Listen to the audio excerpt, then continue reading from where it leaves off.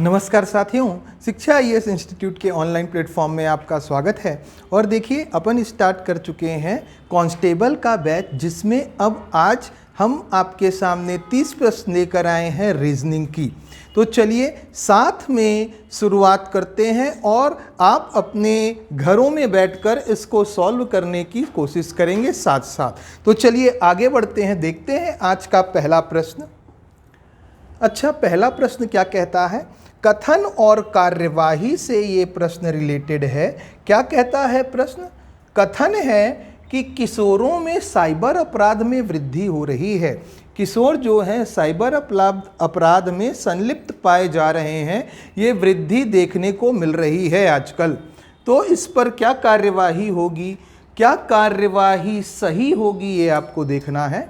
Cyber अपराध जागरूकता को स्कूली पाठ्यक्रम में शामिल किया जाना चाहिए, बिल्कुल, जिससे क्या है, हमारे जो विद्यार्थी हैं, बच्चे हैं, जो कल का भविष्य हैं, उनमें वो जागरूक हों, क्या हों, स्कूली पाठ्यक्रम में यदि इसको शामिल किया जाएगा तो वो ऑनलाइन ठगी से भी बचेंगे, जितने भी साइबर क्राइम होते हैं उससे बचेंगे। तो ये क्या है, कथन सही है। दूसरा, किशोरों को इंटरनेट के उपयोग से प्रतिबंधित किया जाना चाहिए। इंटरनेट का एक निगेटिव पार्ट है साइबर क्राइम। ऐसा नहीं है कि पूरा इंटरनेट ही निगेटिव है। एक निगेटिव पार्ट के लिए आप किसी पर प्रतिबंध नहीं लगा सकते, क्योंकि इंटरनेट के माध्यम से किशोर अपने अपने फील्ड के बारे में और जान सकते हैं, उस पर रिसर्च कर सकते हैं। तो ये क्या है, कथन गलत है, ये कार्यवाही गलत है। तो आंसर कौन सा आएगा? ऑप्शन नंबर ए, केवल कार्यवाही 1 अनुसरण करती है। चलिए आगे बढ़ते हैं भाई। देखिए, ब्लड रिलेशन से ये क्वेश्चन आ गया। क्या कहता है क्वेश्चन ये कह रहा है, MP का पुत्र है, जो P है मान लेते हैं, इसका पुत्र कौन है? M नीचे आएगा। ठीक है सर, पुत्र है इसलिए प्लस डाल दिया। Q O की पोती है, O तो है नहीं तो Q भी नहीं बना सकते, तो O भी नहीं बना सकते, छोड़ देते हैं। जो P का पति है, अब ये याद रखना, जो है ना, जहां पे भी जो यूज हो, हु यूज हो, हु या फिर हिंदी में जो, जिसका, ये यूज होता है सेकंड पर्सन के लिए। सेकंड पर्सन क्या है, समझेंगे। और यूज हो और, तथा, ये यूज हो, ये यूज होता है फर्स्ट पर्सन के लिए। अब ये सेकंड पर्सन फर्स्ट पर्सन क्या है सर? देखो, जहां पे यूज हुआ है ना, उसके पहले देखो, ये कहलाएगा फर्स्ट पर्सन, ये सेकंड पर्सन। फर्स्ट पर्सन क्यों? क्योंकि पहले आ रहा है इसलिए फर्स्ट पर्सन, ये सेकंड आ रहा है, दूसरे में आ रहा है इसलिए सेकंड पर्सन। तो देखो, ये सेकंड वाला जो है ना, तो जो के लिए क्या यूज होगा? Second person. तो पढ़ो, QO की पोती है, अब ये यूज होगा सेकंड पर्सन के लिए, मतलब सेकंड मतलब O के लिए। तो पढ़ो, OP का पति है। अब समझ में आया, ये यूज हुआ था O के लिए, सेकंड पर्सन के लिए, तो OP का पति है। तो O पति है किसका? P का, मतलब P पत्नी है, O पति है। ठीक है। तो अच्छा, आगे भी दिया है, QO की पोती है। O की पोती मतलब O के बेटे की बेटी कौन है? Q है। तो पूछता है, M का O से संबंध क्या है? O से संबंध, O से संबंध मतलब O का कौन है? M। तो कौन है? पुत्र है। O से संबंध M का, M कौन है? M पुत्र है। आगे बढ़ते हैं। नेक्स्ट क्वेश्चन देखिएगा, एक शाम दो दोस्त ट्रंप और मोदी एक दूसरे से बात कर रहे थे। चलिए भाई, देखिए क्या कह रहा है। एक शाम है, 2 दोस्त ट्रंप और मोदी एक दूसरे से बात कर रहे हैं। जब भी बात करते हैं, एक दूसरे की ओर फेस करते हैं, एक दूसरे की ओर उन्मुख होते हैं, एक दूसरे की तरफ देखते हैं। एक शाम को कर रहे थे। ठीक है। इस समय ट्रंप की परछाई मोदी के ठीक दाईं ओर बन रही है। क्योंकि शाम का समय है तो सूर्य कहाँ होता है? सूर्य होता है पश्चिम में, आप कहेंगे ठीक है सूर्य पश्चिम में है, तो परछाई जो है वो पूर्व में बनेगी, ईस्ट में बनेगी, आप कहेंगे हाँ सर। और इस समय ट्रंप की परछाई, चाहे वो ट्रंप की हो, चाहे मोदी की हो, चाहे किसी की भी परछाई हो, सूर्य पश्चिम में है तो परछाई पूर्व में ही बनेगी, सभी की परछाई पूर्व में बनेगी। तो परछाई किधर बन रही है? पूर्व में। और इस तरफ क्या है? मोदी का ठीक दाहिना ओर है, मतलब मोदी का दायां हाथ है, तो मोदी का राइट हैंड इधर है, तो लेफ्ट इधर होगा, तो मोदी इधर देख रहा होगा। और क्योंकि दो दोस्त बात कर रहे हैं, मोदी और ट्रंप, तो मोदी को देखकर ही ट्रंप बात कर रहा होगा। मोदी ऐसा तो ट्रंप ऐसा, दोनों आमने सामने होंगे। तो मोदी इधर देख रहा है तो ट्रंप इधर देख रहा होगा। अब देखो क्या कहता है, तब मोदी का मुख किस दिशा में है? तो मोदी का मुख कौन सी दिशा है? ये क्या है? पूर्व, पश्चिम, उत्तर, दक्षिण। मोदी किधर फेस कर रहा है? नॉर्थ के तरफ, उत्तर के तरफ। आंसर क्या है? नॉर्थ इसका राइट आंसर है भाई। अब देखो इसमें यह भी पूछ सकता है ट्रंप किस ओर देख रहे था, तो ट्रंप किस ओर देख रहा है? साउथ की तरफ, दक्षिण की तरफ। ये पूछ सकता है कि ट्रंप का दाहिना हाथ किधर है? ट्रंप इधर देख रहा है तो लेफ्ट हैंड इधर, राइट हैंड इधर, तो ट्रंप का दाहिना की हाथ किधर है? पश्चिम की तरफ है। तो लेफ्ट हैंड किधर है? पूर्व की तरफ है। उम्मीद करते हैं ये सब समझ में आया होगा। चलो, ये किससे था? रीजनिंग का डायरेक्शन से क्वेश्चन ये आया है। चलो नेक्स्ट पढ़ते हैं। ये देखो, ये जो क्वेश्चन आ गया ये नंबर सीरीज से आया है। नंबर सीरीज में हमने आपको बताया क्या है? 1 1 2 3 5 8 13 क्वेश्चन मार्क पूछा है। देखना, आप देख रहे हो ये छोटा सा नंबर है एक, जो एक बार, दो बार, 3 4 5 6 बार में जाकर डबल डिजिट हुआ है। मतलब गुणा करके तो नहीं आया होगा, क्योंकि छोटा नंबर छोटा ही है, गुणा करके नहीं आया होगा, मतलब जुड़ा होगा कुछ। कितना जुड़ा है? मान लेते हैं 0 1 1, यहाँ क्या 2, यहाँ क्या 3, यहाँ क्या सर, यहाँ 5। कुछ समझ में आया? क्या जोड़ रहा है? 0 1 1 2 3 5 क्यों जोड़ रहा है ऐसा? तो ध्यान से देखो, यहाँ से चेक करो। 1 1 2 3 5, 1 1 2 3 5, तो क्या कर रहा है? 1 ऐड किया, 1 2 3 5, तो अगला क्या ऐड करेगा? 5 के बाद क्या है? 8 है। तो 13 और 8 कितना हो गया? 21 हो गया। ऑप्शन नंबर क्या है? ऑप्शन नंबर बी इसका राइट आंसर है। कैसे किया सर? सबसे पहले चेक किया कि सिंगल डिजिट ना, एक बार, दो बार, 3 बार, 4 बार, 5 बार, 6 बार में डबल डिजिट बना है, 6 बार में। और 7वें बार में भी डबल डिजिट है, क्योंकि ऑप्शन सारे डबल डिजिट में ही हैं। तो ये बात तो क्लियर है कि गुणा करके हम ये नहीं पहुंच सकते। गुणा करेंगे ना तो डबल डिजिट बहुत जल्दी हो जाएगा, 2 अंक की संख्या बहुत जल्दी पहुंच जाएंगे। मतलब जोड़ के ही किया होगा, तो हम डिफरेंस ले लिया हमने। इसका डिफरेंस लिया 0, इसका लिया 1, इसका लिया 1, इसका लिया 2, इसका लिया 3, इसका लिया 5। अब कंपेयर किया, क्या हो रहा है? तो ये 1 यहाँ, ये 1 यहाँ, 2 यहाँ, 3 यहाँ, 5 के बाद क्या है? 8।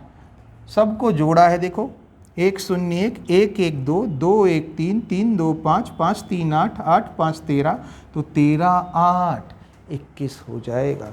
दूसरे तरीके से यदि समझें इसी को ना, तो देखिए कैसे, एक बार और लिख रहे हैं हम। 1 1 2 3 5 8 13 क्वेश्चन मार्क। चेक करना, हर 2 नंबर को जोड़कर अगला नंबर लाया गया है। 1 1 2 यहाँ लिखा, 1 और 2 3 यहाँ लिखा, मतलब पिछले 2 नंबर को जोड़ा है और अगला नंबर लाया है। 3 2 5, 5 3 8, 8 5 13, 13 और 8 कितना होगा? 21 हो जाएगा भाई। आंसर क्या है? Option number 21 is the right answer. चलिए नेक्स्ट क्वेश्चन पे पढ़ते हैं।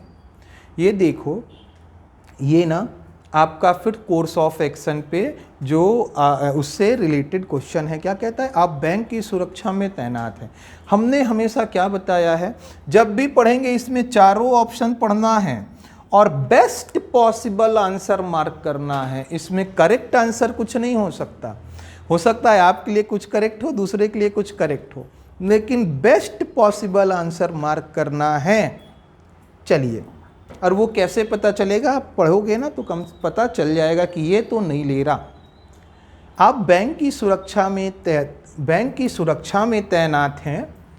एक व्यक्ति बाहर निकलकर चिल्लाता है कि अंदर डकैती हो रही है। आप क्या करेंगे? आप कांस्टेबल हैं, मान लीजिए कांस्टेबल के पद पर पदस्थ हैं, और आपकी क्या है जवाबदारी है कि बैंक की सुरक्षा करना। आपको एक खास बहुत ही इम्पॉर्टेंट बैंक जो कि बहुत फेमस है वहाँ पे सुरक्षा की जिम्मेदारी दी गई है। अब आप बैंक के बाहर हैं, सुरक्षा की निगरानी कर रहे हैं, और अचानक से एक व्यक्ति आता है दौड़कर और वो चिल्लाकर कहता है कि डकैती हो रही है अंदर। तो आप क्या करेंगे?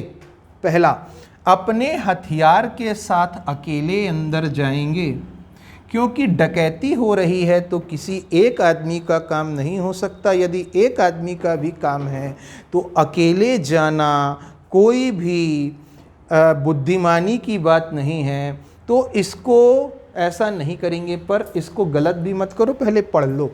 नियंत्रण कक्ष को सूचित करें और आदेशों की प्रतीक्षा करें। जब तक आदेश की प्रतीक्षा करोगे तो आप हो काहे के लिए वहाँ पे? आप हैं ही क्यों? तो ये भी नहीं हो सकता, पर आगे और पढ़ लेते हैं, हो सकता है इसी को मारना पड़ जाए। बेस्ट पॉसिबल पूछ रहा है, बेस्ट पॉसिबल कहा है हमने। मुख्य द्वार बंद कर देंगे और आसपास के अधिकारियों को सतर्क कर देंगे। बिल्कुल, अब जब डकैती हो रही है तो सबसे बेस्ट पॉसिबल क्या है? डकैत कहाँ से जाएंगे? डोर से ही जाएंगे, मेन डोर से, मुख्य द्वार से ही जाएंगे। तो आप कह रहा है उसी को बंद कर देंगे और अपने अधिकारियों को सूचित करेंगे, सतर्क करेंगे कि भाई यहाँ पे डकैती हो रही है, आप फोर्स बैकअप भेजिए, बल भेजिए। अधिकारी को सूचित करेंगे, सतर्क करेंगे। उस आदमी के पीछे दौड़कर उससे और पूछताछ करेंगे। जो ना डकैती हो रही है चिल्लाकर बताया, उससे और पूछताछ करो। डकैती हो जान दो, आप उसको लेकिन पूछताछ करो, भाई कहाँ पे हो रही है, कौन कर रहा है, ऐसे करके उसी से करो, इधर कुछ एक्शन मत लो। ये सब तो करना ही है, कौन कर रहा है, कितने लोग हैं, सब पूछना ही है, लेकिन सिर्फ उसी से पूछताछ करोगे क्या? नहीं। सबसे पहला क्या काम है? मुख्य द्वार को बंद करना है और अपने अधिकारियों को जो आसपास हैं उनको सतर्क करना है, बैकअप के लिए कॉल करना है। सबसे बेस्ट पॉसिबल आंसर यही हो सकता है। हथियार के साथ अंदर जाएंगे नहीं, जोश में होश नहीं खोना है जी, अकेले तो बिल्कुल नहीं जाना है। हो सकता है बहुत सारे गनमैन हो, बंदूकधारी हो अंदर। दूसरा क्या? नियंत्रण कक्ष को सूचित करेंगे और आदेशों की प्रतीक्षा करेंगे। आदेश की प्रतीक्षा नहीं करना, फिर आप क्या कर रहे हो वहाँ पे? क्या काम है आपका? भाई आदेश की प्रतीक्षा कर रहे हो तो बिल्कुल नहीं, ये भी नहीं करना है, और ये तो होगा ही नहीं। कौन सा बेस्ट पॉसिबल है? आप कुछ क्या प्रोएक्टिव एक्शन लिया आपने? सबसे पहले प्रोएक्टिव एक्शन क्या लिया? मुख्य द्वार बंद कर दिया। ये बेस्ट पॉसिबल आंसर है। चलिए, उम्मीद करते हैं क्वेश्चन समझ में आया होगा। देखिए, एनालॉजी से ये क्वेश्चन है, बहुत ही प्यारा क्वेश्चन है। ये क्वेश्चन क्या होता है, ध्यान देना, हमने पहले भी समझाया है, फिर से समझा रहे हैं। देखो, जब भी ऐसा एनालॉजी का क्वेश्चन आता है ना, सादृश्यता कहते हैं हिंदी में, तो जो ये डॉट है ना, इसके पहले मतलब ये वाला पद एक दूसरे से जैसे संबंधित है, जैसे इन दोनों के बीच में संबंध है, वही संबंध यहाँ पर स्थापित करना होता है हमको, यहाँ पे और यहाँ पे नंबर पे। और ऐसा संबंध स्थापित करना है कि ये इसी के जैसे संबंधित हो। चलो अब ये संबंध स्थापित करना है और ये ऑप्शन हमको दिया गया है। सबसे पहले हम देखते हैं प्राइम नंबर है क्या, तो प्राइम नंबर तो नहीं है, अभाज्य संख्याएं। अब देखते हैं सर ये 5 है ना, ये 5 है,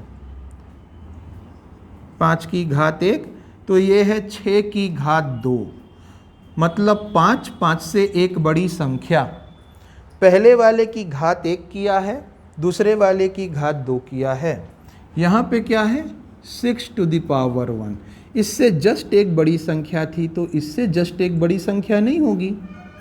और यहाँ पे पावर 1 है, यहाँ पावर 2, यहाँ पावर 1 है तो यहाँ क्या होगा पावर 2, 7 टू द पावर 2, 7 की घात 2 कितना आएगा 49। देखो जैसे ये एक दूसरे से संबंधित है वही संबंध यहाँ स्थापित कर दिया हमने, 7 की घात 2 आई। उम्मीद करते हैं क्वेश्चन समझ में आया होगा।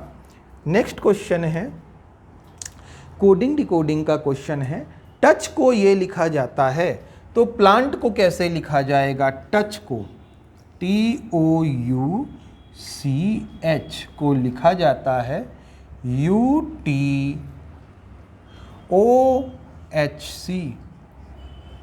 अब कुछ बच्चे कहेंगे सर ये यहाँ गया, ये यहाँ गया, ये यहाँ आया, ये यहाँ आया, ये यहाँ आया, यही यहाँ पे लगा दीजिए, यही पैटर्न। तो प्लांट में ऐसा लगा दो, प्लांट।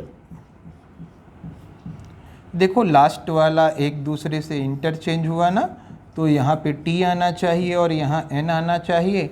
पर देखो कहीं भी ऑप्शन में लास्ट में TN नहीं है, मतलब ये बात क्लियर है कि ये लॉजिक तो नहीं लग रहा। तो क्या लॉजिक इसमें लगा होगा सर, क्या लॉजिक लगा है? ये बात तो क्लियर है कि वर्ड लेटर वही है जो यहाँ पे हैं, वही लेटर हैं पांचों के पांचों, लेकिन इनको व्यवस्थित कैसे किया गया है, कैसे लिखा गया है? तो देखो ये 20 है, ये 15 है, ये 21 है, ये 3 है, ये 8 है। सबसे पहले लिखा गया 21, फिर लिखा गया 20, फिर लिखा गया 15, फिर लिखा गया 8, फिर लिखा गया 3। अब आप ही बताओ क्या लॉजिक लगा है? तो सर ये ना घटते क्रम में लेटर को लिखा है। आप कह रहे हैं सर ये घटते क्रम में लिखा है, एकदम एग्जैक्ट, बहुत सही कहा आपने, इसको भी घटते क्रम में लिखना है। घटते क्रम में लिखना है तो सबसे पहले नंबरिंग तो कर लीजिए। सर ये कितना है 16, ये 12, 1, 14, 20। सबसे पहले आएगा सबसे बड़ा 20 मतलब T, फिर आएगा 16 मतलब P, फिर आएगा 14 मतलब N, फिर आएगा L, फिर आएगा A। TPNLA, TPNLA, option number D ना इसका राइट आंसर है भाई। देखो सबसे पहले हमने ये चेक किया कि ये कोडिंग कौन सी है, तो पोजीशन चेंज किया है, पोजीशन बेस्ड कोडिंग है। लेकिन पोजीशन बेस्ड कोडिंग में भी लॉजिक क्या लगाया है, वो वाला लॉजिक नहीं लगा था। CH को एक दूसरे से इंटरचेंज कर दिया, हमने देखा TN है नहीं, TN लास्ट में नहीं है, तो वो लॉजिक तो नहीं लग रहा। फिर हमने देखा ये लिखा कैसे है, तो सबके नंबर लिखे, सबसे पहले 21, 20, 15, 8, 3, वैसे ही उसी पैटर्न में जमाया। आंसर कौन सा आया, ऑप्शन नंबर डी आपका राइट आंसर है। बहुत ही शानदार क्वेश्चन था भाई ये। नेक्स्ट क्वेश्चन देखते हैं। देखो ये आ गया क्लासिफिकेशन का क्वेश्चन, ऑड वन आउट भी कहते हैं। मतलब क्या है, इनमें से कौन सा पेयर ऑड है, मतलब विषम है, मतलब जो रिलेशन हर पेयर में है वो किस पेयर में नहीं है। देखो ये क्या है 3, ये कैसे लिखा 30, तो पहला वाला देखो ऑप्शन नंबर ए क्या है, ये 3 है ना, तो 3 की घात 1। अगला क्या है 3 की घात 3 धन 3, 3 की घात 3 27, 27 और 3 30। आप कहेंगे हाँ ठीक है सर। सी देखते हैं, सी देखिए 1 to the power 1, 1 cube plus 3, 1 का क्यूब 1, और 3 जोड़ दिया, 3 और 1 4, ठीक है। डी देखो 5 की घात 1, अगला है 5 का क्यूब 125, 5 क्यूब 125, 125 में यदि 3 जोड़ रहा है तो कितना आया 125 और 3 128, मतलब सारा का सारा क्यूब को फॉलो कर रहा है। जो नंबर यहाँ पे है उसी का क्यूब किया और 3 जोड़ा, जो नंबर यहाँ पे है उसी का क्यूब किया और 3 जोड़ा, जो नंबर यहाँ पे है उसी का क्यूब किया और 3 जोड़ा। लेकिन ऑप्शन नंबर बी चेक करो, क्या इसमें ऐसा है? 7 है ना, 7 की घात 1 तो 7 का क्यूब किया, 7 का क्यूब होता है 343 और 343 में 52 बनाने के लिए कितना जोड़ा? 7 और 2 9, कितना जोड़ा है? 9 जोड़ा है। क्या यही हो रहा है? नहीं, क्यूब तो किया, क्यूब तो किया, लेकिन जोड़ना कितना है? 3। 346 होता ना तो सबके समान होता, पर ये 346 नहीं है। 346 क्यों? 343 तो क्यूब करने पे आया, 3 और जोड़ देते तो 346 हो जाता, पर 346 है क्या? नहीं, वो इस फॉर्मेट में है, इसलिए क्या है? ये ऑड वन आउट है। चलिए भाई नेक्स्ट क्वेश्चन देखते हैं। ये देखिए मिसिंग नंबर का क्वेश्चन आ गया। मिसिंग नंबर में ऐसे प्रकार के पैटर्न में क्या होता है, आपको ना इन सभी नंबर्स का प्रयोग करके बड़ा नंबर बनाना है। तो बड़ा नंबर कौन सा है? 80। कैसे बना सकते हैं 80? जो गुणा करो, जोड़ो, घटाओ, कुछ भी करो। हम जोड़ लेते हैं, सबसे सिंपल 12 8 20। सर 20 हो गया, 20 को 80 बनाने के लिए गुणा करना होगा 4 का, 20 चौक 80, 16 और 7 23, 23 को यदि हम बनाना चाहते हैं तो 9 का गुणा करना होगा, 207 बनाना है। तो सर ये तो समझ में नहीं आ रहा, यहाँ 4 क्यों किया, यहाँ 9 क्यों किया, ये नहीं बता पा रहे हैं। मतलब ये लॉजिक तो नहीं लग रहा, ये लॉजिक नहीं लग रहा। यहाँ 4 गुणा यहाँ 9 क्यों किया और 4 से 9 कैसे हो गया, तो यहाँ क्या करें? ये तो बिल्कुल बात समझ से परे है, तो ये लॉजिक तो नहीं लग रहा। तो क्या कर सकते हैं? 12 8 96 गुणा कर लेते हैं। 12 8 96, 96 में घटा दिया 16, ठीक है।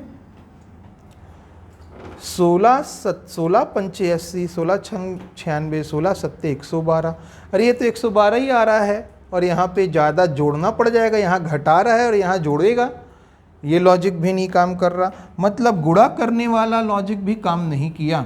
तो अब आ जाते हैं स्क्वायर वाला लॉजिक। सर इसका स्क्वायर देखते हैं, तो 12 का स्क्वायर 8 का स्क्वायर, 12 का स्क्वायर 144, 8 का स्क्वायर 64, 80 लाने के लिए ऑब्वियस है घटाना पड़ेगा, तो घटाया कितना आया? 80 आ गया। क्या बात है सर, बहुत बढ़िया। सर यहाँ पे चेक करते हैं, यही लॉजिक लगाते हैं कि 16 का स्क्वायर किया और 7 का स्क्वायर किया, 16 का स्क्वायर 256, 7 का स्क्वायर 49, 50 घटाया ना तो 206 और 207। क्या बात है सर, 207 आ गया। अब तो सेम पैटर्न में यदि चलें तो लास्ट में क्या आना चाहिए? सर ये पहला वाला, ये दूसरा वाला, ये इसमें आना चाहिए 25 स्क्वायर माइनस 21 स्क्वायर। 25 स्क्वायर 625, 441, 5 में से 1 गया 4। सर ये हो गया 44, 6 12 6 18, 184 दिया है क्या? बिल्कुल दिया है, ऑप्शन नंबर ए इसका राइट आंसर है। तो देखो हमने क्या किया, पहले जोड़ के देखा, घटा के तो पॉसिबल है नहीं, जोड़ के गुणा करके देखा नहीं आ रहा, गुणा करके देखा नहीं आ रहा, तो स्क्वायर लिया, क्यूब लिया, मतलब किसी भी दो संख्या को पकड़कर बड़ा नंबर बनाना है। बस ये लॉजिक होता है, ये अप्रोच है। तो ऐसी अप्रोच लगाएंगे ना तो आप बहुत सारे क्वेश्चन सॉल्व करने की कंडीशन में होंगे। चलिए नेक्स्ट क्वेश्चन देखते हैं क्या कह रहा है। आप अपने कार्यालय में चाय पी रहे हैं, कुछ चाय आपके कपड़ों पर गिर जाती है। चाय पी रहे हैं, कपड़े में चाय गिर गई तो क्या करेंगे? सबसे पहले बिना पढ़े सोचो, क्या करेंगे? खुद से साफ कर लेंगे, यही करेंगे ना। देखो, चपरासी को चाय पूछने के लिए बुलाएंगे, जब तक चपरासी आएगा, हर बात पे किसी के लिए डिपेंड नहीं होना, क्योंकि खुद पे ऊपर गिर गया है। चपरासी को अपन रखते हैं ऑफिस वर्क के लिए, ये तो खुद का है ना, पर्सनल काम है, तो चपरासी को नहीं बुलाना। दूसरी बात, चपरासी को जब तक बुलाओगे तब तक चाय तो सूख जाएगी, धब्बा और वो बन जाएगा, स्ट्रांग हो जाएगा। तो क्या करना है, आप चपरासी को नहीं बुलाएंगे, आप स्वयं अपने कपड़ों से चाय को पूछेंगे। बिल्कुल सही है। चाय के धब्बों को छिपा लेंगे, कब तक छिपाओगे? नहीं छिपा सकते। चपरासी द्वारा घर से कपड़े मंगवाएंगे, नहीं भाई, चपरासी पर्सनल काम के लिए नहीं है, आपके ऑफिस वर्क के लिए होता है, तो ये नहीं है। ऑप्शन नंबर बी इसका राइट आंसर है। चलिए, अखिलेश ने कहा कि मेरे पिता ऋचा की बहन के भाई हैं। ध्यान से पढ़ना, ब्लड रिलेशन का क्वेश्चन है। मेरे पिता ऋचा की बहन, ऋचा है इसकी बहन, किसकी बहन? ऋचा की बहन के भाई कौन है? भाई बहन के भाई पिता हैं, मतलब ये जो पिता हैं वो ऋचा के भी भाई हैं। तो पिता ऋचा, मेरे पिता ऋचा के भाई हैं, तो अखिलेश से ऋचा कैसे संबंधित है? ये पिता हैं किसके? अखिलेश के। तो अखिलेश के पिता की बहन ऋचा है, तो ऋचा क्या हुई? अखिलेश की, अखिलेश की बुआ हुई, पैटर्नल आंट, इंग्लिश में कहेंगे पैटर्नल आंट हुई। ऑप्शन कौन सा आया? Option number C right answer है। चलो देखो, 245141 2451479638 में कितने अंकों की स्थिति समान रहेगी जब पहले आधे मतलब 3 3 6 3 3 9 10 मतलब 5 ये 5, और दूसरे आधे को आरोही क्रम, आरोही मतलब होता है बढ़ते क्रम। कौन सा क्रम? बढ़ते क्रम। बढ़ते क्रम बोले तो छोटे से बड़ा। अब देखते हैं, छोटे से बड़े में लिखना है, तो चलिए सर लिखते हैं। सबसे छोटा इसमें क्या? आधे आधे को लिखना है, पहले आधे को अलग, दूसरे आधे को अलग। सबसे छोटा 1 है, फिर 2 है, फिर कौन आएगा? 4 आएगा, 4 2 बार है, और 5 है। यहाँ सबसे छोटा है 3, फिर कौन है? 6, फिर है 7, फिर है 8 और 9। किसकी किसकी पोजीशन चेंज हुई? क्या सेम है? क्या ये नहीं है? सेम है क्या? नहीं। सेम है क्या? नहीं। सेम है? नहीं नहीं नहीं नहीं नहीं नहीं नहीं। कोई और स्थिति समान है क्या किसी की? किसी की स्थिति समान नहीं है, तो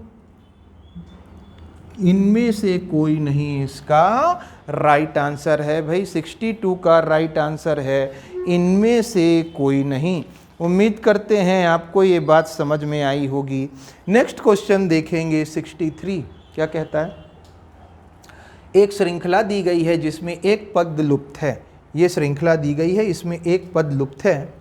आपको सही श्रृंखला को पूरा करना है और ऐसा विकल्प चुनना है जो यहाँ पे आए। तो ये ना सीरीज़ का क्वेश्चन है, लेकिन लेटर सीरीज़ का। देखो, लेटर की सीरीज़ बनी हुई है, इसको कोडिंग डिकोडिंग में अपन जनरली पढ़ते हैं। तो देखो, सबसे पहले ना पहले लेटर को पहले लेटर से कंपेयर किया करो। तो देखिए क्या क्या आ रहा है?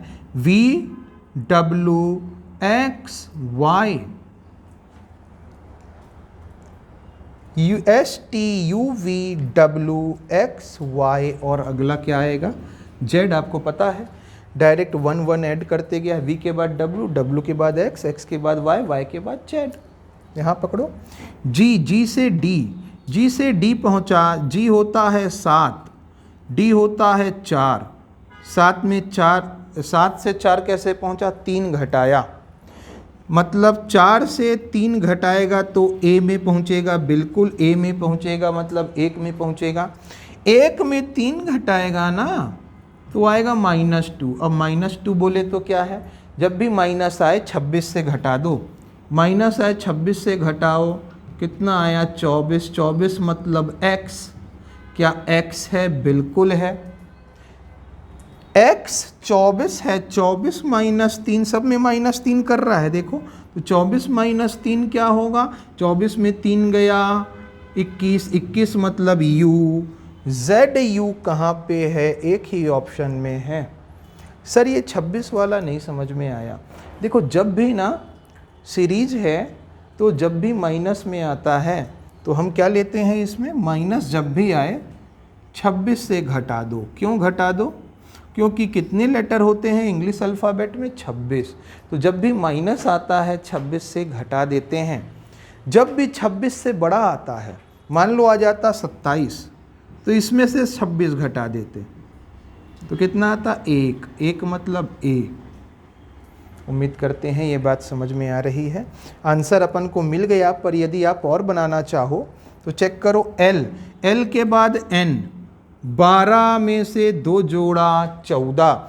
14 में 2 जोड़ेगा 16। 16 मतलब p। 16 में 2 जोड़ेगा 18। 18 मतलब r। 18 में 2 जोड़ेगा 20। 20 मतलब t। ऑप्शन में लास्ट थर्ड लास्ट क्या है? Third letter t। यहाँ देखो r। r से m। r होता है 18। 18 से 13 गया, 5 घटाया। 13 में 5 घटाओ h। h है 8। 8 में 5 घटाओ 3। 3 मतलब c। c 3 है। 3 में 5 घटाओगे -2। फिर देखो 3 में 5 घटाएंगे आएगा -2। -2 कुछ नहीं होता, आपको 26 से घटाना पड़ेगा। हमने बताया है माइनस आता है तो 26 से घटाओ। 26 से घटाया मतलब आया 24, और 24 मतलब x। लास्ट लेटर x होगा। x ऑप्शन नंबर सी इसका राइट आंसर है। चलिए नेक्स्ट क्वेश्चन देखिए। देखिए बहुत ही शानदार क्वेश्चन है, इसको एक बार सब कोई आप लोग अटेम्प्ट कीजिए। देखिए क्या कहता है। भारत एक लोकतांत्रिक देश है। भारत एक लोकतांत्रिक देश है, सही बात है। कथन कारण जब भी आता है हमने क्या कहा है, क्या करना है? असर्शन पढ़ो, कथन पढ़ो। असर्शन पढ़ने के बाद चेक करो ये सही है कि गलत। यदि सही है तो रीज़न पढ़ो, चेक करो सही है कि गलत। यदि सही है तो दोनों को जोड़ो, कंबाइन करो और देखो कि क्या इसी कारण ये ऐसा है। चलो चेक करते हैं। भारत एक लोकतांत्रिक देश है, सही बात है। भारत का अपना संविधान है। अलग से देखो, इसको मत पढ़ो। अब भारत का अपना संविधान है, हाँ सही बात है, भारत का अपना संविधान है। अब दोनों को जोड़ो। भारत एक लोकतांत्रिक देश है क्योंकि भारत का अपना संविधान है। क्या भारत का अपना संविधान है इसीलिए लोकतांत्रिक है भारत? नहीं। उस संविधान की प्रस्तावना में ये लिखा है, हम भारत के लोग भारत को लोकतंत्रात्मक, संविधान में ये उल्लेखित है। संविधान बस होने से लोकतंत्रात्मक नहीं है। संविधान तो नॉर्थ कोरिया का भी है। नॉर्थ कोरिया में क्या लोकतंत्र है? संविधान होने से कोई लोकतंत्र नहीं होता। संविधान में ये लिखा है कि नहीं, उससे लोकतंत्र होता है। और यहां लिखा है क्या कि भारत के संविधान में ये लिखा है कि भारत एक लोकतंत्र है? नहीं, ये नहीं लिखा ना। भारत का अपना संविधान है, ये अलग से सही है, लेकिन संविधान होने से लोकतंत्र है क्या भारत? नहीं। भारत के संविधान में ये उल्लेखित है क्या कि भारत एक लोकतंत्र है, इसलिए तो ये दोनों सत्य तो हैं, लेकिन RA की सही व्याख्या नहीं कर रहा। RA की सही व्याख्या नहीं करता है। याद रखिए ये क्वेश्चन आया है यूपी के कांस्टेबल में, और आंसर क्या लिया है उसने? ऑप्शन नंबर बी लिया है। उम्मीद करते हैं आपको ये बात समझ में आई होगी। बहुत से बच्चों को इसमें डाउट होगा, पर आंसर यूपी के उसने क्या लिया है? ऑप्शन नंबर बी लिया है। और तर्क क्या है? भारत एक लोकतांत्रिक देश है, सही बात है। भारत का एक अपना संविधान है, बहुत सही बात है। लेकिन भारत लोकतांत्रिक इसीलिए है क्योंकि भारत का संविधान है, ऐसा नहीं है। संविधान में ये उल्लेखित है कि लोकतांत्रिक है भारत, इसलिए है। नहीं तो देखो, नॉर्थ कोरिया का संविधान होगा, हर देश का संविधान होता है, यूएई का होगा, क्या ये लोकतंत्र है? नहीं है, ये राजतंत्र है। तो उम्मीद करते हैं ये बात समझ में आई होगी आपको। नेक्स्ट क्वेश्चन देखिए, ऊपर दी गई श्रृंखला में बाएं छोर से पांचवे के दाएं ओर छठा तत्व कौन सा है? बाएं से पांचवा, 1 2 3 4 5, बाएं से पांचवा के दाएं, इसके दाएं, इसका दायां इधर और बायां इधर, दायां बोल रहा है। कौन सा दायां? छठा। पहला, दूसरा, तीसरा, चौथा, पांचवा और छठा। आंसर क्या है? एस। ऑप्शन नंबर ना बी इसका राइट आंसर है भाई। चलिए 65 हो गया। पहले युग में प्रयुक्त तर्क के आधार पर दूसरे युग में प्रतिस्थापित प्रश्न चिन्ह का चयन कीजिए। मतलब कह रहा है जैसे ये है ना, वही एनालॉजी है, ये वर्ड एनालॉजी है। जैसे ये दोनों एक दूसरे से संबंधित है, वैसे इससे कौन सा संबंधित होगा? हकलाना का उल्टा क्या है? बोलना। तो अस्पष्ट लेख का उल्टा क्या होगा? लिखना ही होगा। ऑप्शन नंबर डी इसका राइट आंसर है। चलो, ऐसे क्वेश्चन आपको मिलते रहेंगे। बहुत इजी टाइप के क्वेश्चन भी पूछे जाएंगे, थोड़े मीडियम लेवल के, मॉडरेट लेवल के भी पूछे जाएंगे। ये जो क्वेश्चन सेट किया है ना हमने, इजी टू मॉडरेट किया है। मॉडरेट के लाइन में थोड़ा ज़्यादा है, हार्ड नहीं है ये, थोड़ा इजी से थोड़ा सा ऊपर है। एकदम इजी नहीं है कि एकदम इजी क्वेश्चन है, लेकिन मॉडरेट से नीचे है, मतलब दोनों के बीच में है। चलिए इसको पढ़िए। ये कथन दिया है और आपको तर्क दिया है। ये क्या कथन से ये तर्क निकलता है? चलिए पढ़िएगा। समान वर्ग फुट क्षेत्रफल वाले सभी अपार्टमेंटों की तुलना में अधिक ऊंची अपार्टमेंट इमारतों में छठी मंजिल से ऊपर के अपार्टमेंट का किराया अधिक होता है। वो कह रहा है कोई भी अपार्टमेंट है ना, इसमें जो छठी बिल्डिंग है, छठवां माला है, इसके ऊपर का किराया ज़्यादा होगा। अपार्टमेंट है, इसमें छठा माला जो है, खासकर छठवां माला, इसके ऊपर के मंजिल का किराया ज़्यादा होगा, ये कहता है। क्यों कह रहा है देखते हैं। तर्क, ऊंची मंजिल पर रहना अधिक जोखिम भरा होता है क्योंकि वहाँ लिफ्टों पर निर्भरता निचली मंजिल की तुलना अधिक होती है, जबकि निचली मंजिल पर सीढ़ियों के द्वारा पहुँचा जा सकता है। भाई ये जोखिम भरा है क्योंकि ऊपर है, लिफ्ट से जाना है, सीढ़ी से नहीं जा सकते। ये अच्छा है, सीढ़ी से जा सकते हैं, लिफ्ट बार बार उपयोग करने की ज़रूरत नहीं होती, ठीक है। तो ये ऊपर है, लिफ्ट का जोखिम भरा है, तो इसका किराया ज़्यादा क्यों है? और किराया ज़्यादा है तो ये तर्क कर रहा है क्या उसको सपोर्ट? नहीं। ये कहता किराया ज़्यादा क्यों है भाई? ऊपर वाला किराया जब जोखिम भरा है तो क्यों ज़्यादा लोग पैसा दे रहे हैं? जोखिम भरा है तो पैसा नहीं देना चाहिए। तो ये तर्क सपोर्ट कर रहा है क्या कथन का? नहीं। दूसरा, निचली मंजिलों की तुलना में ऊंची मंजिल पर वायु प्रदूषण कई गुना कम होता है। बिल्कुल ये सपोर्ट कर रहा है। भाई नीचे ना बहुत प्रदूषण होता है, इसलिए लोग नहीं रहना चाहते, इसलिए ना अधिकतर लोग ऊपर रहना चाहते हैं, इसलिए यहाँ का किराया ज़्यादा होता है क्योंकि प्रदूषण कम होता है। प्रदूषण कम होता है तो लोग ज़्यादा पैसा देने के लिए रेडी हैं। निष्कर्ष कौन सा सपोर्ट कर रहा है? 2। तो आंसर कौन सा आएगा? तर्क एक कथन का समर्थन नहीं करता है, जबकि तर्क 2 कथन का समर्थन करता है। ऑप्शन नंबर ना ए इसका राइट आंसर है भाई। देखो ऑप्शन नंबर ए इसका राइट आंसर है। चलो नेक्स्ट क्वेश्चन देखिएगा आप। पढ़िए।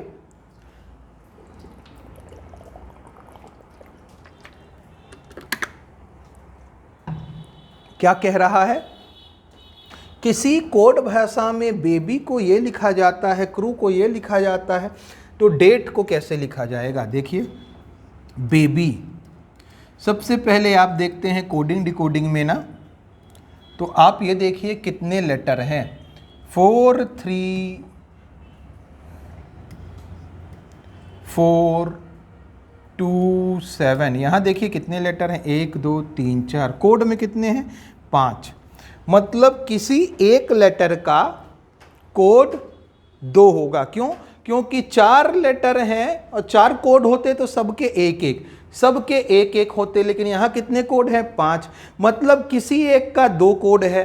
तो देखते हैं कैसे हो सकता है। हम जानते हैं ये 2 होता है, ये 1, ये 2, ये 25।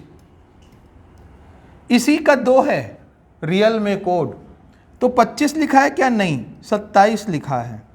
2 जोड़ दिया क्या? आप कहेंगे हाँ सर 2 जोड़ दिया। 2 जोड़ दिया ना सर, आप कहेंगे 2 जोड़ दिया 27। अच्छा +2 यहाँ 4 लिखा है क्या? यहाँ +2 3 है क्या? +2 4 है क्या? 4 3 4 2 7, 4 3 4 2 7। बात क्लियर हो गई। सब में 2 2 जोड़ा है। 2 जोड़ेगा तो 3 2 5, 18 2 20, 5 2 7, 23 और 2 25। क्या ये दिया है? 7 में हाँ 52 0 7 25। हाँ सर यही दिया है। तो सब में 2 2 जोड़ना है। डी बोले तो 4, 4 में 2 जोड़ेगा 6, ए मतलब 1, 2 जोड़ेगा 3, 20 में 2 जोड़ेगा 22, 5 में 2 जोड़ेगा 7, 63 22 7। Option number A. चलिए भाई नेक्स्ट क्वेश्चन देखते हैं। पिग को ये लिखा जाता है और हैट को ये लिखा जाता है। कोडिंग डिकोडिंग का एक क्वेश्चन और। पिग, पिग, अब ये देखियो, पिग को लिख रहा है 49। कैसे लिखा होगा? हम देख लेते हैं। 16 9 7, सबको जोड़ो। 16 9 25, 25 7 32। सर 32 को ये जोड़ने पे 32 आया और 32 को 49 बनाया होगा, तो ये जोड़ दिया होगा 17। क्यों जोड़ा नहीं पता। हैट को लिखा है, आगे चेक करते हैं, इसमें तो समझ में नहीं आया। हैट को लिखा है 52, तो 8 1 20, 28 और 1 29, और 29 में 17 मान लो जोड़ लिया, तो सर फिर नहीं आ रहा। 21 22 23 जोड़ा है, तो ये लॉजिक तो लग नहीं रहा। नहीं लग रहा, बिल्कुल नहीं लग रहा। अब हम देखते हैं, जब भी ऐसा लॉजिक नहीं लगे ना कि नंबर को ऐड करो नहीं आ रहा, तो क्या करो, ध्यान से देखिएगा। इसके अपोजिट लेटर देखो। P का अपोजिट होता है K और K का है 11, I का होता है R, R का है 18, G का होता है T और T का है 20। सबको जोड़ो। 20 10 30 38 39 और 10 49। क्या 49 दिया है? बिल्कुल दिया है। तो H का अपोजिट होता है high school, Z TGT। S का होता है 19 26 7। 19 और 7 26 26 52। बिल्कुल दिया है 52। तो आपको सेम कैब का करना है ना, तो C का होता है X, A का Z, B का Y, 24 26 26 और 25। ये कितना आ गया? 24 और 26 50 और 25 50 25 75। ऑप्शन कौन सा आया? 75 आंसर आ गया। ऑप्शन नंबर सी इसका राइट आंसर है। भाई क्या करना था? हर लेटर का अपोजिट को ऐड करना है। सर ऐसा क्यों? क्योंकि देखो बाबू, यहाँ पे 3 लेटर हैं, कम से कम 3 कोड होना चाहिए। यदि 2 है तो ये समझ जाओ कि सबको ऐड किया होगा, ऐड करके लाया है। नेक्स्ट आगे बढ़ते हैं। ये देखो, अब फिर से हमने बताया है, देखो संख्या श्रृंखला है। एक डिजिट का नंबर 1 2 2 बार में, 3 बार में, या फिर यहाँ इसको छोड़ो, 2 बार में 2 डिजिट और 3 बार में 3 डिजिट और 4 बार में कम से कम 4 डिजिट या 5 डिजिट या 6 डिजिट। मतलब जोड़ के तो ऐसे नहीं ला रहा, तो क्या करके लाया होगा? गुणा करके लाया। हम यही आपको सिखाना चाह रहे हैं, अप्रोच सिखाना चाह रहे हैं कि कैसे अप्रोच लगाते हैं। बाकी क्वेश्चन तो आप बना लेंगे, अप्रोच सीखिए। तो 1 2 5 26 677। अब क्वेश्चन मार्क है, देखेंगे सर कैसे आया होगा, ये तो बताओ। तो देखिए कैसे आया, देखते हैं। 2 दूना 4 और 1 5, 5 पंचे 25 और 1 26। सर हम देख रहे हैं ना ध्यान से, तो ये है 2 का square plus 1, 1 square plus 1, 5 square plus 1,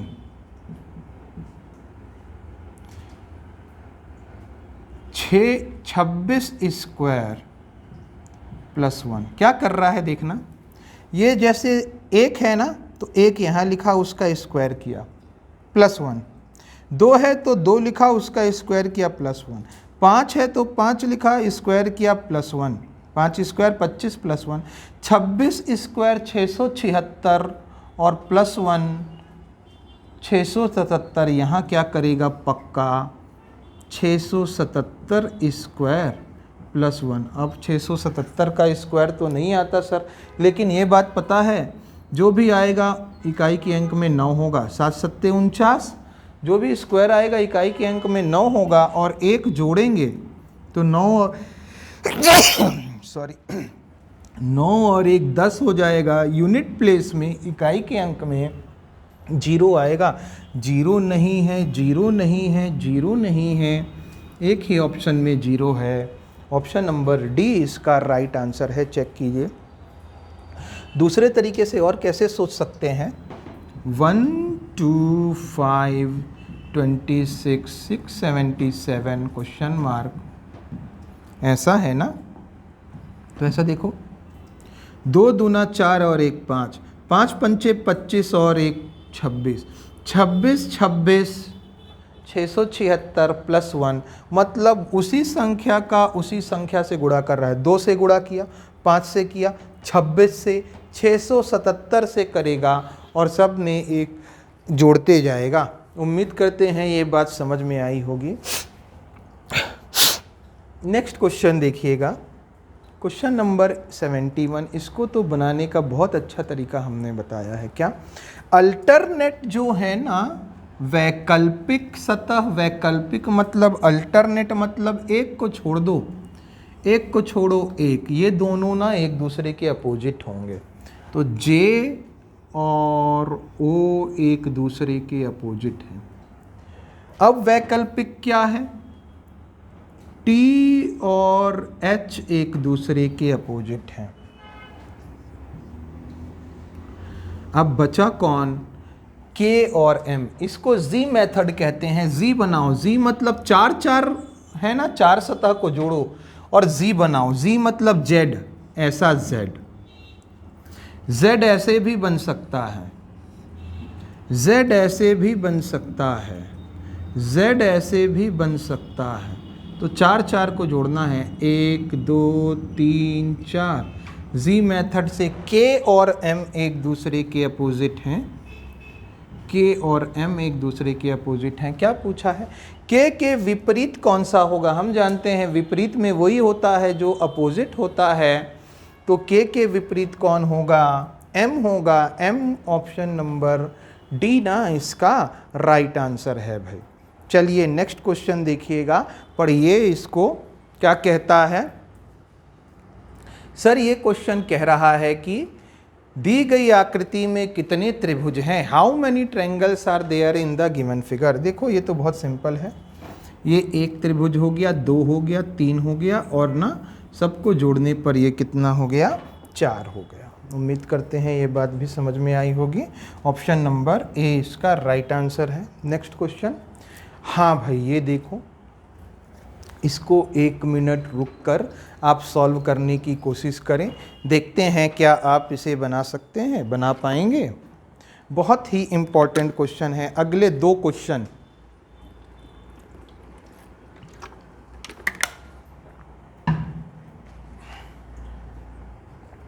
चलो देखो, पारस्परिक संचार इंटरपर्सनल कम्युनिकेशन या इंटरपर्सनल स्किल का क्वेश्चन है। ये क्वेश्चन पहले से बता दें हम, प्रीवियस ईयर क्वेश्चन है जो कि यूपी में पूछा गया है। फिर से देखिएगा क्या कहता है। एक कुशल संचार हमेशा प्रभावी नहीं होता। एफिशिएंट कम्युनिकेशन हमेशा प्रभावी नहीं होता, ये कह रहा है। बिल्कुल सही बात है। जैसे कि हम पढ़ा रहे हैं, बहुत अच्छे से पढ़ा रहे हैं, लेकिन संचार बहुत अच्छे से हो रहा है, लेकिन हो सकता है, हमेशा बोला है ना, हमेशा हो सकता है किसी बच्चे को वो प्रभावशील ना लग रहा हो, उसे समझ में ना आ रहा हो। तो एक कुशल कम्युनिकेशन, देखिए हम बोल रहे हैं, इतना अच्छा डिजिटल बोर्ड है, इतनी अच्छी लाइट है, इतने अच्छे आप YouTube में पढ़ रहे हैं, कम्युनिकेशन तो हो रहा है, बहुत अच्छा कम्युनिकेशन हो रहा है। लेकिन कुशल कम्युनिकेशन है, इसका मतलब ये नहीं प्रभावी हो सकता है समझ में ना आ रहा हो, ऐसा हो सकता है। तो बिल्कुल सही बात है, कम्युनिकेशन तो बहुत अच्छा है, बहुत अच्छा कम्युनिकेशन है, मतलब आप तक बात पूरी पहुंच रही है, लेकिन हो सकता है समझ में ना आ रहा हो, ये एक पॉसिबिलिटी है। तो हमेशा प्रभावी हो ऐसा जरूरी नहीं है, सही कह रहा है। एक प्रभावी संचार हमेशा कुशल नहीं हो सकता। अब देखो, इसी को विपरीत कंडीशन ले लेते हैं। मान लेते हैं थोड़ी हमारी लाइट में कमी है, क्योंकि हमारे संसाधन में कमी है, तो मान लेते हैं कि यहाँ लाइट में थोड़ी कमी है। हो सकता है नेट थोड़ा स्लो चल रहा है तो बफरिंग हो सकता है नॉइस थोड़ी ज़्यादा आ रही हो, तो कम्युनिकेशन उतना प्रभावी नहीं है। लेकिन कम्युनिकेशन प्रभावी नहीं है, लेकिन वो कुशल है कि नहीं, सबको समझ में आ रहा है कि नहीं, तो वो कह रहा है बिल्कुल ये भी तो सही है। एक प्रभावी संचार मतलब हम पढ़ा रहे हैं, ये समझ में आ रहा है सबको, हम जो भी पढ़ा रहे हैं संचार एकदम प्रभावी है, इसका उल्टा बहुत अच्छा समझ में आ रहा है। लेकिन कुशल है क्या कम्युनिकेशन? नहीं, कम्युनिकेशन में दिक्कत है सर, दिखाई नहीं पड़ रहा, थोड़ा धुंधला लिख रहे हो, थोड़ा छोटा लिख रहे हो आप। एक क्वेरी आई थी बच्चे की, आप छोटा लिख रहे हो, कम्युनिकेशन प्रभावी नहीं है, संचार कुशल नहीं है। वही कह रहा है, सब समझ में आ रहा है, बहुत अच्छा पढ़ा रहे हो, प्रभावी संचार है, बहुत अच्छा पढ़ा रहे हैं, लेकिन कुशल नहीं है, कम्युनिकेशन ज़्यादा अच्छा नहीं है, दिखाई नहीं पड़ रहा। दोनों सही हैं। ऑप्शन कौन सा आएगा? ऑप्शन नंबर सी इसका राइट आंसर है भाई। चलिए नेक्स्ट क्वेश्चन लीजिएगा। संचार प्रभावी होगा यदि, हमने कहा है सबको पूरा पढ़ लो, उसके बाद आंसर देना है ऑप्शन में। धीरे धीरे और स्पष्ट रूप से वितरित किया जा सके, धीरे धीरे आप दे रहे हो तो संचार प्रभावित होगा, और धीरे धीरे स्लोली दो तो ये हो सकता है। पहले खुश हो के आंसर नहीं मारना। उपयुक्त मीडिया का उपयोग करके वितरित दिया, मतलब अच्छा मीडिया, अच्छे उससे प्रोफेशनल तरीके से आप कर रहे हो सकता है।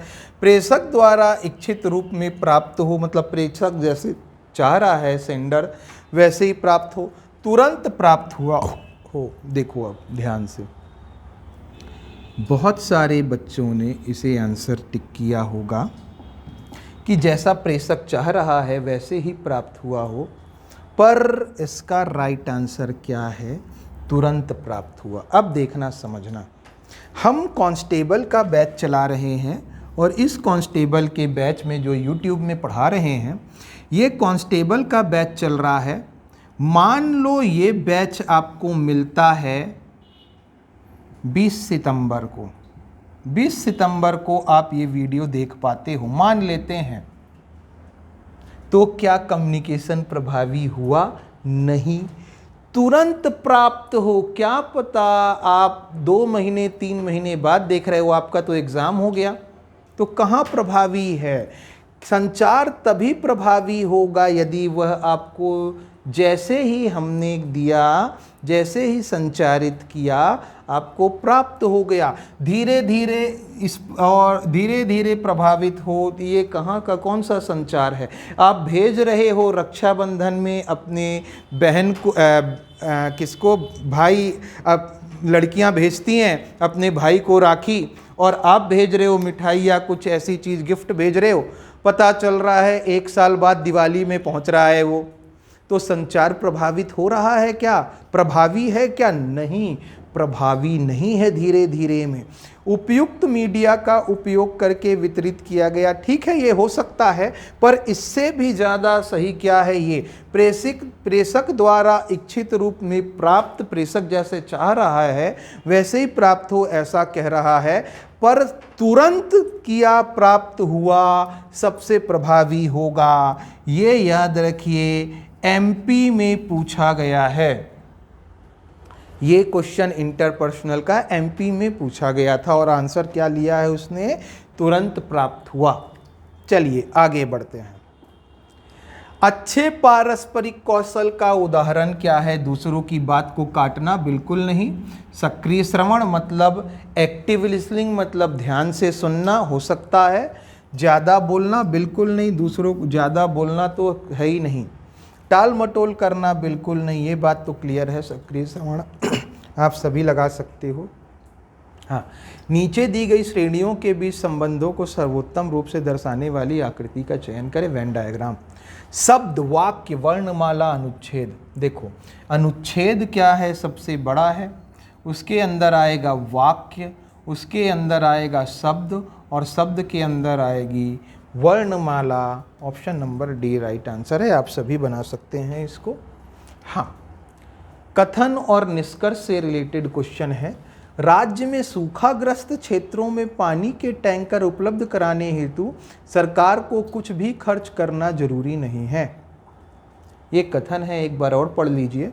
राज्य में सूखाग्रस्त क्षेत्रों में, सूखा है किसी क्षेत्र में, पानी के टैंकर उपलब्ध कराने के लिए सरकार को खर्च करना जरूरी नहीं है। जरूरी नहीं है कि खर्च करे, चाहे तो कर सकती है, लेकिन जरूरी नहीं है कह रहा है। राज्य में कुछ क्षेत्र सूखाग्रस्त क्षेत्र है, बिल्कुल सही, बिल्कुल सूखाग्रस्त क्षेत्र है, तो वही तो कह रहा है, सूखाग्रस्त क्षेत्र है, ये तो 100% कंफर्म है। पानी के टैंकर उपलब्ध कराने में कुछ रकम खर्च करनी पड़ती है। हाँ, करनी तो पड़ती है, कैसे पता? वो कह रहा है कुछ भी खर्च करना जरूरी नहीं है, मतलब करनी तो पड़ती है खर्च, लेकिन जरूरी नहीं है कि आप टैंक खर्च करो। तो बिल्कुल ये भी सही है, कराने हेतु सरकार को कुछ भी खर्च करना जरूरी नहीं है। खर्च की बात आई ना, खर्च मत करो, जरूरी नहीं है खर्च करना, लेकिन खर्च तो करना पड़ेगा ही पड़ेगा। ऑप्शन नंबर क्या आएगा? 2 और 1 दोनों अंतर्निहित हैं। नेक्स्ट क्वेश्चन देखिए, ये दर्पण से क्वेश्चन आ गया। दर्पण ये लगा है, अब आप जानते हैं इसका प्रतिबिंब ऐसे दिखाई देगा, तो इसको ऐसे पलट लेंगे ना तो आंसर दिखाई पड़ेगा। कैसे होगा? ये F है तो F ऐसे बना होगा। F ऐसा कहाँ बना है? ये बना है, ये नहीं बना, ये तो सीधा F बन गया, आंसर नहीं है। ये देखिए, ये उल्टा बन गया, ऐसा बन गया, ये भी आंसर नहीं हो सकता। G जो है, अब देखो इन दोनों में G भी नहीं डिसाइड करेगा। N, जैसा N यहाँ दिखा है वैसे ही N यहाँ हो गया, ये भी आंसर नहीं होगा। देखो एक ही ऑप्शन बच रहा है, वो ये आंसर है। आप इसको देख के बना सकते हैं। हमने देखा N सेम बन गया, इसलिए आंसर नहीं होगा। यहाँ पे F सेम बन गया, इसलिए आंसर नहीं होगा। F उल्टा बन गया, N उल्टा बन गया, इसलिए आंसर नहीं होगा। डी आंसर है।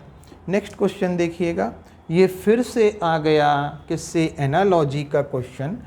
तो हमने बार बार कहा है कि क्या है इस क्वेश्चन में, देखिएगा, जो डबल डॉट होते हैं ना, ये डबल डॉट 4 ठोक वाले, समझना, इसके पहले जो दिया जाता है उनमें जो रिलेशन होता है वही रिलेशन यहाँ पे लगाना है। आप कहेंगे हाँ सर, इसको तो बार बार आप बता चुके हो, लेकिन ये बनाएं कैसे ये बताइए ना। तो देखो, सबसे पहले स्क्वायर या क्यूब का लॉजिक लगाना है, जो कि लग रहा है ये क्या है, 5 का वर्ग। 5 है तो ये 6 का वर्ग, लेकिन आप बोलोगे 6 का वर्ग स्क्वायर कहाँ है, लेकिन +1 तो है, 6 स्क्वायर +1। तो 5 है तो 6, लेकिन अकेला 6 नहीं, स्क्वायर +1, तो ये 7 स्क्वायर है। चेक करो, तो अगला क्या होगा, ये 5 था, 5 स्क्वायर तो 6 स्क्वायर, लेकिन 6 स्क्वायर अकेला नहीं, +1 भी, तो ये 7 स्क्वायर है। तो इससे एक बड़ी संख्या 8 स्क्वायर, लेकिन अकेला रहेगा क्या, नहीं, +1 भी रहेगा। 8 8 64 और 1 65। ऑप्शन नंबर देखिए कौन सा है, 65, मतलब ऑप्शन नंबर डी इसका राइट आंसर है। लास्ट क्वेश्चन भाई आज का देखिए, 52 61 72 81 40 54 63 33 41। जब भी ऐसा आए पेयर ना, तो हमने क्या कहा है आपको, डिफरेंस देखना है। क्या देखना है, डिफरेंस। चेक करो इन दोनों का डिफरेंस, 52 और 61 का डिफरेंस सर 8 आया, 8 और 1 9 आया, 8 और 1 9 आया, 6 3 9 आया, 8 और 1 9 आया, यहाँ कितना आया, 7 और 1 8 आया, 9 है क्या, नहीं, यही राइट आंसर है। मान लो सारे 9 आते तो हम चेक करते क्या, फैक्टर देखते, इसको किसी और उसमें पढ़ेंगे, एक किसी और एग्जाम्पल से लेकर। पर उम्मीद करते हैं ये बात आपको समझ में आई होगी, जब भी पेयर आए ना तो क्या लेना है, डिफरेंस लेना है। चलिए, उम्मीद करते हैं आपको ये क्वेश्चन अच्छे लगे होंगे, आप अच्छे से तैयारी में जुट गए होंगे। हम ऐसे ही कोशिश करेंगे कि रोज़ वीडियो लाएं। यदि आप और पढ़ना चाहते हैं YouTube में ही, तो आप कमेंट कर सकते हैं कि कौन सा चैप्टर आपको पढ़ना है। मिलते हैं कल की क्लास में, जिसमें हम कोशिश करेंगे मैथ से रिलेटेड क्वेश्चन आपको मिल जाएं। चलिए मिलते हैं नेक्स्ट सेशन में, तब तक के लिए धन्यवाद।